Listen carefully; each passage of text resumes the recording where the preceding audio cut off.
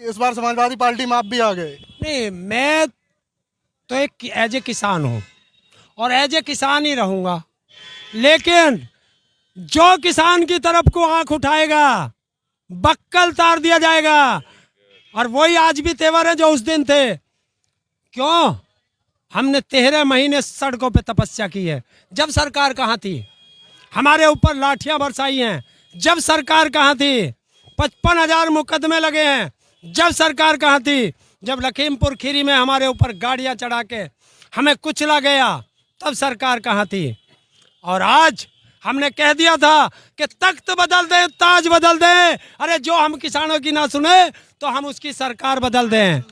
किसान जो कानून थे, काले कानून, वो तो कहते थे मोदी जी कि हमने वापस ले लियो, मेरी तपस्या में कहीं कमी रह गई। तपस्या किसकी खराब होती है? जिसके मन में खोट होता है।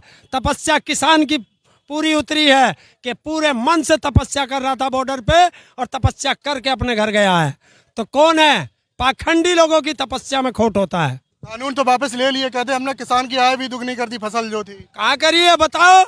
आदेश कराओ कि गन्ने का भाव 750 रुपए कुंटल होगा, कराओ।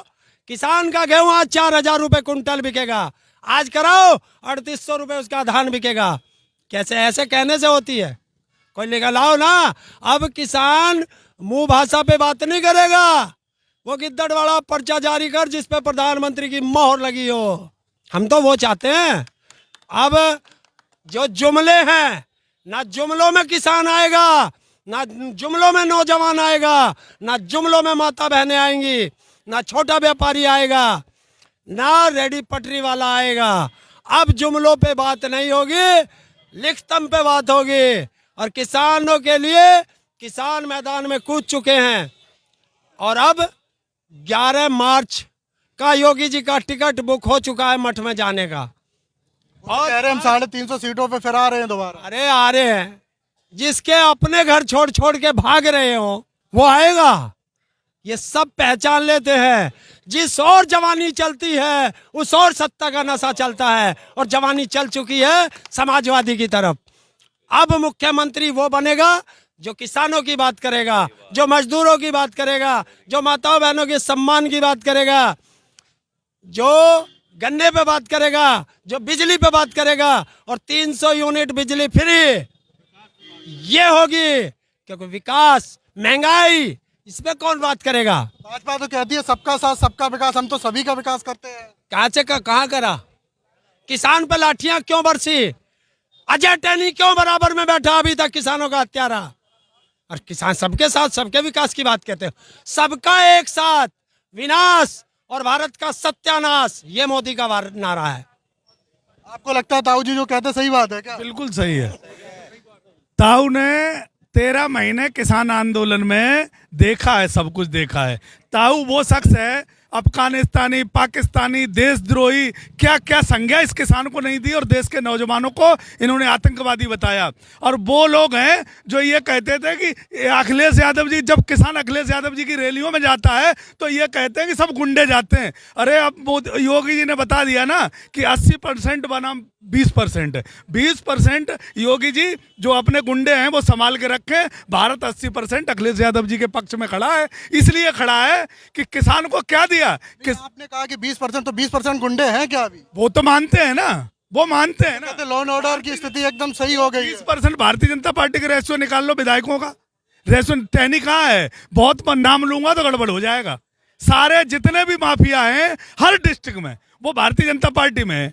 और भारतीय जनता पार्टी में जो माफिया हैं उनके दरवाजे बंद हैं। बाकी यहाँ कल से लाइन लगी है सपा कार्यालय पे। जितने भारतीय जनता पार्टी के साफ लोग हैं, स्वामी प्रसाद मौर्य जी भाई स्वागत कर रही है समाजवादी पार्टी, साफ छवि है उनकी। तो ये जो है इनके बैंड बजे पड़े हैं। अरे प्रधानमंत्री, अरे क्यों नहीं थाली बजवा लेते हो? अब बजवा लो ना, ताली बजवा लो ना। अब तो कोरोना चल रहा है, ओमिक्रॉन भी आ गया, प्रधानमंत्री की औकात नहीं है अब, क्योंकि ताली और थाली किसान उल्टा फेंकेगा पार्लियामेंट की तरफ। इसलिए देश बदल रहा है। इसलिए प्रधानमंत्री को समझ आ गया, न ताली बजेगी न थाली बजेगी, अब बस से अखिलेश यादव की साइकिल चलेगी। जनता इंतजार कर। प्रधानमंत्री जी तो कहते हैं कि योगी जी को फिर जरूरत है उत्तर प्रदेश की। अरे प्रधानमंत्री जी तो फॉर्मेलिटी पूरी कर रहे हैं, कहते योगी जी भी न कहीं चले जाएं। इसलिए यो प्रधानमंत्री जी को भी खतरा है, कहीं ऐसा ना हो योगी जी भी कहीं पार्टी बदल के कहीं चले जाएं। योगी जी का चैलेंज है, योगी जी वहां लड़ाएं जहां 3,500 का एक दिया जला है ना, वहां लड़ा लें, वहां उनके घर तोड़े हैं, वो तैयार खड़े हैं अपना डंडा और झंडा लेके, इनका विरोध करेंगे, इनकी जमानत जब्त कराएंगे। उत्तर प्रदेश के जिस कोने से योगी जी लड़ लें, पूरी भारतीय जनता पार्टी और आरएसएस सर्वे करने में लगी है। अरे अपने मुखिया को बचा लो, विधायक को तुम क्या बचाओगे? लहर आ रही है और ऐसी लहर आएगी कि छोटे मोटे सब उखड़ के चले जाएंगे। अब की बार साइकिल का धमाल मचने वाला है देश में, उत्तर प्रदेश में। ये जनता मानती है, मैं नहीं कह रहा हूं। उत्तर प्रदेश की जनता आज जिस तरीके से नखलों की गलियों में और शहरों में और गांव में साइकिल के पीछे भाग रही है, उससे सीधा संदेश है कि योगी जी का अपना मठ में घंटा बजाने का समय आ गया है। मठ तय कर लो कहां पे आपको घंटा बजाना है, क्योंकि अब गोरखनाथ मंदिर का भी अभी कुछ मामला चल रहा है। भाजपा वाले कहते हैं कि हमने उत्तर प्रदेश को उत्तम प्रदेश बना दिया। पहले की जो सरकारें थी उनमें तो गुंडा राज था, हमने उत्तर प्रदेश को उत्तम प्रदेश बना। आपको लगता है हाथरस में बलात्कार हुआ, बलात्कारी के साथ खड़े हुए, उन्नाव में बलात्कार हुआ, बलात्कारी के साथ खड़े हुए, आजमगढ़ में बलात्कार हुआ, बलात्कारियों के साथ खड़े हुए, अगर प्रयागराज में बलात्कार हुआ, बलात्कारियों के साथ खड़े हो। बेटियों का बलात्कार अगर उत्तम प्रदेश है, ओ भैया हमारा जैसा प्रदेश था वैसे ही लौटा दो, हमें नहीं चाहिए, हमें नहीं चाहिए उत्तम प्रदेश, हमें हमारा प्रदेश चाहिए जैसा था 2017 से पहले, जैसा अखिलेश यादव जी ने हर बेटी के लिए विकास, शिक्षा, स्वास्थ्य, नहर में पानी, बिजली और जो हमारी व्यवस्थाएं थी वो व्यवस्थाएं हमारी हमें वापस दे दो। उत्तम प्रदेश तुम अपना लेके उत्तराखंड चले जाओ, देश के किसी और कोने में चले जाओ, गुजरात चले जाओ, उत्तर प्रदेश को बकस दो, क्योंकि उत्तर प्रदेश की जनता बिल्कुल तैयार खड़ी है तुम्हें भगाने के लिए। अच्छा ताऊ ये बताइए, प्रधानमंत्री जी कह रहे हैं कि अब तो मेरी जान को खतरा है। अरे उसकी जान को खतरा तो जाए पाकिस्तान, यहाँ का दादा यही कहते थे हमें जब हम कहते थे कि भाई ये गलत काम कर रहे, नुका जिसे देश पसंद नहीं वो जाए पाकिस्तान। तो भैया अब जिसकी जान को भारत में खतरा वो जाए पाकिस्तान, अपने रिश्तेदारों का बिरयानी खा। ताऊ जी कह रहे, सही बात कह रहे हैं। बिल्कुल सही कह रहे हैं, बिल्कुल चले जाएं। जब गांधी जी थे तो जिनको नहीं पसंद था वो पाकिस्तान ही तो गए थे। तो आम आदमी की क्या सुरक्षा होगी? जब पीएम ये कह रहा है कि मेरी जान को खतरा है, तो आम आदमी की सुरक्षा क्या होगी? क्या सुरक्षा है उसकी? अरे सुनो, ये कहते थे आरएसएस वाले और बीजेपी वाले कि शेर पाला है तो सहना पड़ेगा। अरे हमने शेर पाला था या गिद्दड़ पाला था? शेर कभी डरता नहीं, जो डरता है वो गिद्दड़ डरता है। तो ये तो गिद्दड़ निकला। और 56 इंच की छाती वाला ये तो 6 इंच की छाती वाला निकला। अरे किससे डर गया? जब 13 महीने तेरे द्वारे पे पड़े थे, तेरे से मिलने आए थे, तुझे टाइम नहीं था, तो आज तू हमसे मिलने आया। पीछे हट, हमारे पास कोई टाइम नहीं है तेरे से मिलने का। बगावत कर दी ताऊ ने इस बार, बगावत कर दी, मतलब उखाड़ फेंकेंगे इस बार। अगर सच को सच कहना बगावत है तो हाँ मैं बागी हूँ, हाँ मैं बागी हूँ। एक बात बताओ मुझे, प्रधानमंत्री को खतरा है। प्रधानमंत्री जी 12 करोड़ की गाड़ी में चलते हैं, प्रधानमंत्री जी 8,500 करोड़ का हवाई जहाज चलता है, प्रधानमंत्री जी 20 लाख करोड़ का पार्लियामेंट बना रहा है, प्रधान जी के 167 करोड़ रुपए की पर डे की सिक्योरिटी लगी है। प्रधानमंत्री जी को खतरा है तो वो प्रधानमंत्री इस देश में कर क्या रहा है? मेरे समझ में नहीं आता यार। प्रधानमंत्री देश का सारी दौलत तो प्रधानमंत्री के चरणों में लुटाई जा रही है, प्रधानमंत्री जी की सिक्योरिटी में, फिर भी प्रधानमंत्री ऐसी तैसी मरा रहा। वहाँ प्रधानमंत्री जी को सुख है अगर बिरयानी खाने में पाकिस्तान नवाज शरीफ के घर में, तो नवाज शरीफ कहाँ रह रहा है वहीं चला जाए। इस देश को ऐसा प्रधानमंत्री नहीं चाहिए। पंजाब में क्या था? पंजाब में प्रधानमंत्री ने नौटंकी करी, ड्रामा करा, वहां वोट नहीं मिला, 70,000 कुर्सी में 700 आदमी नहीं पहुंचे, सिर्फ नौटंकी था। चन्नी ने इसकी सारी चड्डी खोल दी, सारा निकम्मापन वहां दिखा दिया। इसलिए खतरा है। भाजपा खतरे में है भाई, कोई खतरे में नहीं है। न प्रधानमंत्री खतरे में, न देश खतरे में है, भाजपा खतरे में है। असली बात यह है। अच्छा ये बताइए, सुधीर चौधरी जी कहते थे इससे अच्छा तो पाकिस्तान जब प्रधानमंत्री जी गए तो वहां पे सुरक्षित थे, अपने देश में सुरक्षित रहे। सुन, वो सुधीर चौधरी के लिए बताता हूँ कि आज सुधीर चौधरी ने 13 महीने हर किसान को गाली दी है, अपने चैनल पे दी है। और वही सुधीर चौधरी जब पंजाब जाता है चन्नी के साथ, तो वही मेरा किसान उसको सिरहाने पे बैठाता है, खाट पे, वही मेरा किसान उसको रोटी खिलाता है। क्या उसे आतंकवादी की रोटी खाते हुए शर्म आई नहीं आई?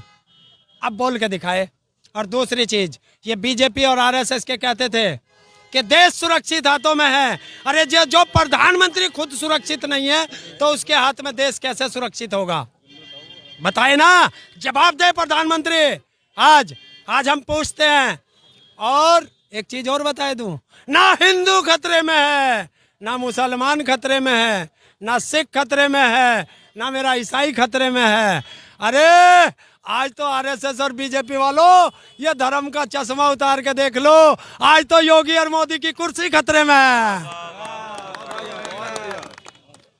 अखिलेश जी, योगी जी ने कहा 80 बनाम 20 होगा, तो अखिलेश जी ने कहा कि 80% तो ये झूठ बोलते हैं, 20% सही बोलते हैं। सही बात। देखिए वो बड़े नेताओं की लड़ाई है, उन्हें लड़ने दो। जमीनी हकीकत पे हम रहते हैं और हम बताएंगे अब ना 80 होगा ना 20 होगा, अब तो बस वापसी का टिकट होगा और कुछ नहीं है। बाबा जी तो चिलम में दम मारे जाने क्या बक दे कोई पता नहीं। अच्छा ये बताइए, अंजना ओम कश्यप को कहा कि आप बहुत ईमानदार हैं, तो बुरा क्यों लग गया है ना ईमानदार कहने पर? देखिए अगर चोर को ईमानदार कहोगे तो बहुत दर्द होगा, है? चोर को तुम ईमानदार कह दो, वो समझता मुझे गाली दे दी, और भाई गाली तो मिलेगी। अगर पत्रकारिता में ये दम नहीं है तो पत्रकारिता छोड़ दे। अगर मेरे अंदर सच बोलने की हिम्मत नहीं है तो झूठ क्यों बोलता हूं? हट जाऊं ना कैमरे के आगे से, क्यों सच बोलता हूं फिर, क्यों झूठ बोलता हूं? तो ना झूठ बोलूंगा ना झूठ सुनूंगा। अब तो भैया साइक देख, एक और है, मोदी जी को बहुत डर लगता है इस लाल रंग से, बहुत डर लगता है।